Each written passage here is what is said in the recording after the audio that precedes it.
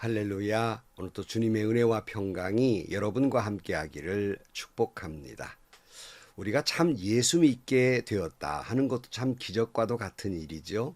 그러나 우리가 예수 믿은 이후에 예수님 닮은 예수 마음을 품은 지난 시간에 말씀드린 대로 그런 성화된 모습으로 살기라고 하는 건 더 어려운 일이 아닐까 그렇게 생각을 해 봅니다.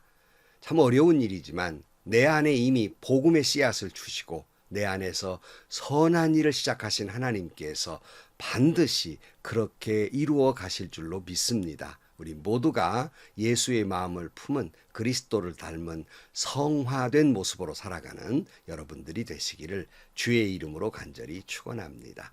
오늘 아침 하나님께서 우리에게 허락해 주신 말씀은 빌립보서 2장 12절에서 18절 말씀입니다. 그러므로 사랑하는 여러분, 여러분이 언제나 순종한 것처럼 내가 함께 있을 뿐 아니라 지금과 같이 내가 없을 때에도 더욱더 순종하여서 두렵고 떨리는 마음으로 자기의 구원을 이루어 나가십시오. 하나님은 여러분 안에서 활동하셔서 여러분을 하여금 하나님을 기쁘시게 드릴 것을 염원하게 하시고 실천하게 하시는 분입니다. 무슨 일이든지 불평과 시비를 하지 말고 하십시오. 그래야 여러분은 흠이 없고 순결해져서 구부러지고 뒤틀린 세대 가운데에서 하나님의 흠 없는 자녀가 되어야 합니다. 그리하면 여러분은 이 세상에서 별과 같이 빛날 것입니다. 생명의 말씀을 굳게 잡으십시오. 그리하면 내가 다름질한 것과 수고한 것이 헛되지 아니하여서 그리스도의 날에 내가 자랑할 수 있을 것입니다. 그리고 여러분의 믿음의 제사와 예배에 나의 피를 붓는 일이 있을지라도 나는 기뻐하고 여러분 모두와 함께 기뻐하겠습니다. 여러분도 이와 같이 기뻐하고 나와 함께 기뻐하십시오. 아멘. 저는 오늘 읽어드린 본문의 말씀을 종종 장례식에서 말씀을 보곤 합니다. 바로 그것은 사도 바울이 이런 말했죠. 내가 함께 있을 때뿐 아니라 지금과 같이 내가 없을 때에도 라는 말씀이 있기 때문이에요. 그래서 장례식의 자녀들에게 그 믿음으로 살았던 아버지 어머니가 이 세상에 있을 때뿐 아니라 계시지 않는 지금 두렵고 떨림으로 신앙생활 잘해서 구원을 이루라. 만약에 부모님이 말씀하실 수 있다면 오늘 마지막 당부가 이 말씀이 아니겠는가 하는 의미로 종종 그 말씀을 보게 됩니다. 마찬가지로 사도 바울이 빌립보 교회에 있을 때뿐 아니라 지금 바울이 로마 감옥에 갇혀 있기 때문에 곁에 없거든요. 곁에 없어도 내가 너희들 곁에 없어도 더욱 신앙적으로 정진해 가기를 유언처럼 권면하고 있는 것입니다. 오늘 본문은 어떻게 권면하고 있을까? 12절 말씀. 그러므로 사랑하는 여러분, 여러분이 언제나 순종한 것처럼 내가 함께 있을 때뿐만 아니라 지금과 같이 내가 없을 때에도 더욱더 순종하여서 두렵고 떨리는 마음으로 자기의 구원을 이루어 나아가십시오. 그랬어요. 사도 바울이 빌립보 교회를 향해서 두렵고 떨리는 마음으로 말씀에 순종해서 구원을 이루어 가라 하는 권면의 말입니다. 여기 두렵고 떨리는 마음, 곧 우리가 경외라는 말 있잖아요. 두렵고 사랑하는 마음, 두렵고 떨리는 마음이에요. 그러므로 이런 마음으로 구원을 이루라. 여러분, 신앙인치고 어떻게 이 하나님에 대한 경외심, 두렵고 떨리는 마음이 없겠습니까? 그 마음이 없고서 어떻게 하나님을 믿는다 하겠습니까? 그런데 문제는요, 신앙생활을 오래 하다 보면 어느새 나도 모르게 하나님을 향한 두렵고 떨리는 마음이 없어지고 말아요. 오히려 교회의 리더들이나 직분자들일수록 더욱더 하나님을 향한 두렵고 떨리는 마음이 사라지곤 합니다. 그러다 보니까 교회의 직분을 권력으로 이해합니다. 권력으로 이해하다 보니까 직분을 가지고 아주 하나님 자리를 꿰차고 앉아서 하나님 말씀의 복종보다는 자기 말에 복종하라고 행동을 합니다. 그리고 자기 말에 복종하지 않으면 판단합니다. 정죄합니다. 자기 자신이 하나님 자리에 앉게 되어버리고 마는 거예요. 사랑하는 성도 여러분, 특히 교회 리더 여러분, 여러분은 하나님이 아닙니다. 잘못하면 자신도 모르게 하나님을 향한 경외심, 두렵고 떨리는 마음을 잃어버리게 된다면 마치 자기 자신이 하나님이나 된 것처럼 행동하게 되고 그건 사탄의 모습입니다. 빌립보 교회가 한 가지 문제가 있다면 이 리더들의 간에 갈등이 있었습니다. 사도 바울은 하나님을 향한 두렵고 떨림을 잃지 말라고 말씀하고 있는 거예요. 하나님 향해 두렵고 떨리는 마음이라면 어떻게 너희들이 교회 안에서 그렇게 경쟁하고 시기하고 질투할 수가 있겠느냐 하는 거예요. 어느 안전이라고 교회에 큰 소리를 내고 시기하고 질투하고 다툰단 말입니까? 바울은 간절히 말하는 거예요. 하나님을 향한 두렵고 떨리는 마음으로 경외심으로 구원을 이루라 그랬어요.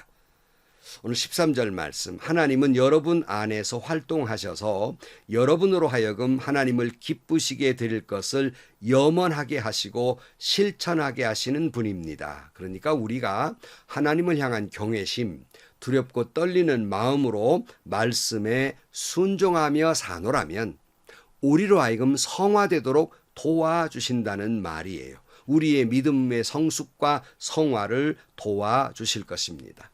내 안에 하나님이 역사하셔서 나로 하여금 하나님을 기쁘시게 해드리는 일을 소원하는 마음을 갖게 하시고 이것을 이룰 수 있도록 말씀에 순종하고 실천하는 그런 성화된 신앙으로 갈 수 있도록 우리를 도와주실 것이라 하는 말씀이에요. 여러분, 우리의 성화는 내가 결심한다고 된 것이 아니에요.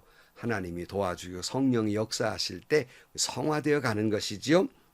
늘 하는 말씀입니다마는 설교를 들을 때에도 어떤 때는 설교 말씀에 집중하지 못하고 그냥 흘러버릴 때도 있고 어떤 때는 졸기도 하잖아요. 또 말씀을 읽을 때도 집중해서 묵상해야 되는데 그저 습관적으로 읽을 때도 있습니다. 그러나 여러분 콩나물을 키울 때 콩나물에 물을 주면 그 물이 쫙 밑으로 흘러내리지만 어느새 그 물을 빨아 올려서 콩나물이 자라나는 것처럼 물론 설교 들을 때 집중하셔야 됩니다. 말씀을 깊이 묵상해야 됩니다. 그러나 그러지 못할 때에도 어느새 하나님의 말씀이 내 안에 들어와 씨앗으로 떨어져서 역사하시게 됩니다. 그 말씀이 내 마음과 생각을 지켜주시게 됩니다. 나를 인도해 주시게 됩니다. 행동을 주장합니다. 그리고 나 행동 하나하나를 성화되도록 하게 하십니다. 그 성화되는 모습으로 인해서 하나님을 기쁘시게 해드릴 마음을 소원하게 갖게 되고 그 능력을 갖게 하시는 것입니다.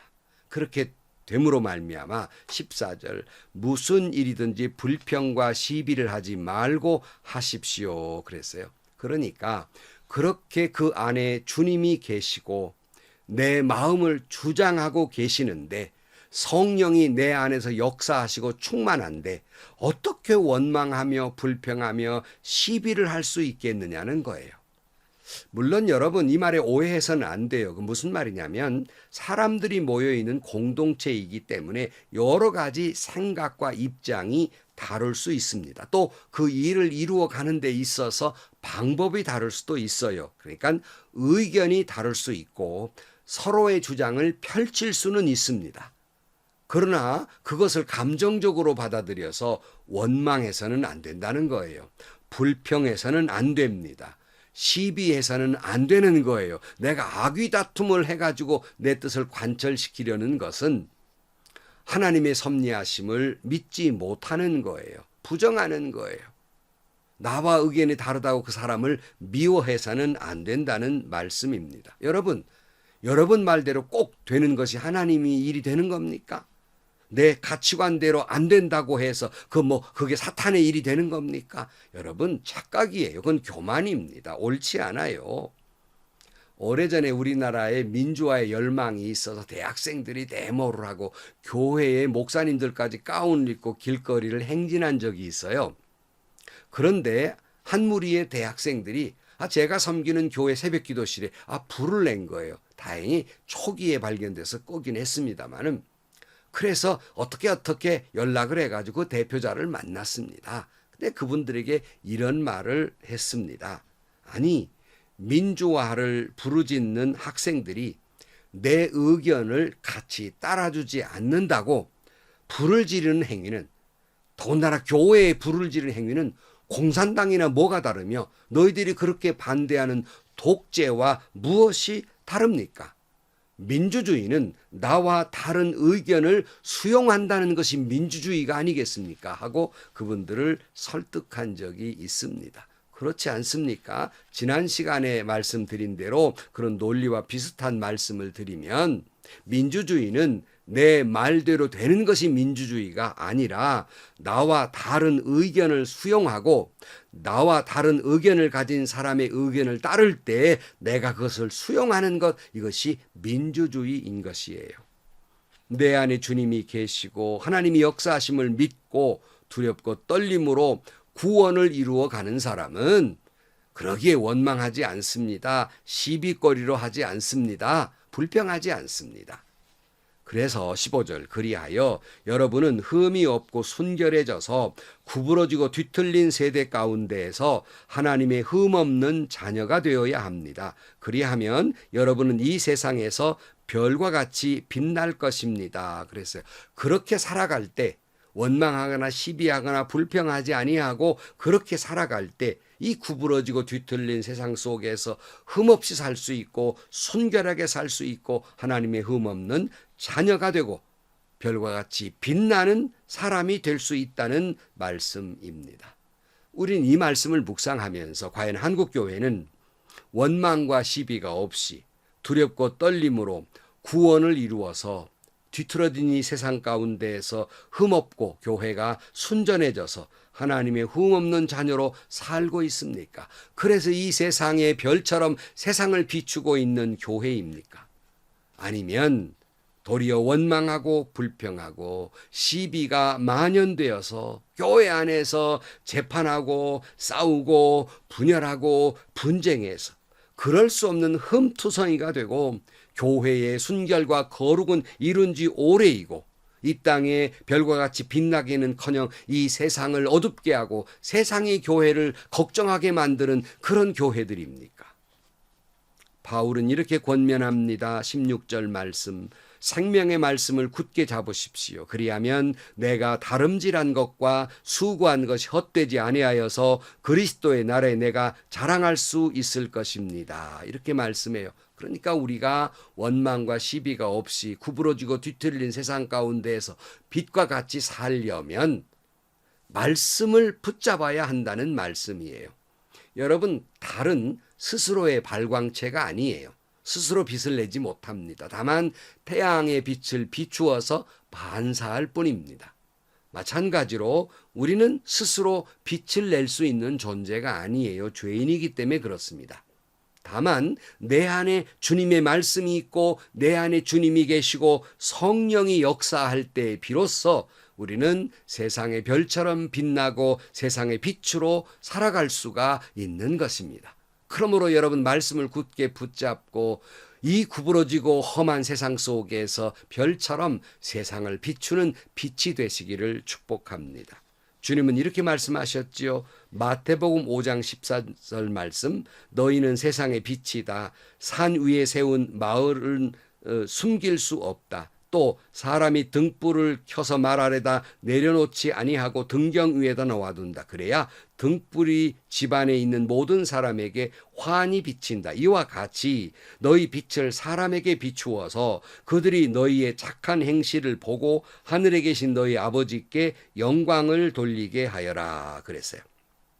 그러니까 내 안에 주님이 계시고 하나님을 경외하는 두렵고 떨리는 마음으로 그렇게 살아가며 성령이 역사하는 사람은 원망과 시비가 있는 삶이 아니라 오히려 착한 행실, 성화된 예수님 닮은 삶을 살게 되고, 이것이 빛이 돼서 세상을 비추어 갈 때 그들이 예수 그리스도를 영접하게 되고 그들이 하나님께 영광을 돌리게 되게 되는 겁니다. 우리가 성화되어야 할 이유가 여기에 있는 거예요. 오늘 17절 말씀, 그리고 여러분의 믿음의 제사와 예배에 나의 피를 붓는 일이 있을지라도 나는 기뻐하고 여러분 모두와 함께 기뻐하겠습니다. 여러분도 이와 같이 기뻐하고 나와 함께 기뻐하십시오. 바울의 말은 이런 말이에요. 빌립보 교회가 이렇게 성숙한 믿음, 성화된 모습으로 하나님께 예배를 드릴 수 있다면 내가 그 예배 위에 내가 제물이 돼서 피를 뿌리는 일이 있을지라도 나는 기뻐하리라. 정말 빌립보 교회가 이렇게 신앙이 성숙되고 완성될 수만 있다면 나는 어떤 희생도 어떤 죽음도 어떤 피뿌림도 나는 기뻐하리라 말씀하고 있어요. 이 말씀을 보면서 사도 바울이 얼마나 빌립보 교회를 사랑하는지, 얼마나 빌립보 교회 믿음의 성숙과 성화를 그래서 세상의 빛이 되기를 원하는지, 그리하여 많은 사람이 그리스도에게 돌아오고 하나님께 영광을 돌리기를 소원하고 있는지 그 마음을 엿보게 됩니다. 근데 그 마음이 곧 주님의 마음이에요. 곧 우리에게 주시는 하나님의 말씀입니다. 즉 주님은 우리가 두렵고 떨림으로 하나님을 경외하는 마음으로 말씀에 순종하여 구원을 이루시기를 원합니다. 주님은 우리가 의견을 다를 수 있지만 그렇다고 해서 서로 원망하고 불평하고 시기하고 다툼을 하고 허영으로 하지 않고 그리스도 예수 마음을 품고 말씀에 순종해서 우리의 착한 성숙한 믿음과 행실을 통해서 성화된 모습을 통해서 세상의 빛으로 살기를 원하십니다. 그래 많은 사람들이 그걸 보고 예수님께로 돌아오고 하나님께 영광을 돌리기를 원하십니다. 이를 위해서 사도 바울은 말을 하고 있지만 예수님은 친히 당신이 십자가에 달려 제물 되셨고 피를 뿌리게 된 것입니다. 성도 여러분, 오늘도 하나님을 경외하는 두렵고 떨림으로 말씀에 순종해서 여러분 모두가 세상의 빛과 같이 살아가는 여러분들이 되시기를 주의 이름으로 간절히 축원합니다. 기도하시겠습니다. 하나님 아버지, 믿음의 길이 얼마나 힘든지 저희들 그럼에도 불구하고 두렵고 떨림으로 주의 말씀에 순종하여 우리가 주님을 닮은 성화된 모습으로 살아가게 하시고 미움과 다툼이 아니라 사랑의 삶을 살아서 우리의 착한 행실이 많은 사람들이 그것을 보면서 주님께로 돌아오고 그리하여 하나님께 영광을 돌리게 하여 주옵소서. 세상의 빛으로 살아가게 하여 주옵소서. 예수님의 이름으로 기도하옵나이다. 아멘. 그래요, 여러분. 예수 믿는다 결단하는 것도 참 쉽지 않지요. 그러나 예수 믿는 사람으로 살아가기라고 하는 건 참 어렵습니다. 그럼에도 불구하고 여러분 그렇게 말씀을 붙잡고 살면 내 안에 하나님이 역사하셔서 성화를 이루어 가실 것입니다. 세상의 빛들로 살아가게 하실 것입니다. 하나님 영광 받으실 겁니다. 한국교회가 이 나라를 비추는 빛이 되어서 하나님께 영광이 되는 그런 교회들이 되기를 주의 이름으로 축원합니다. 또 행복하시고요. 좋은 일이 가득한 하루가 되시기를 주님의 이름으로 간절히 축원합니다.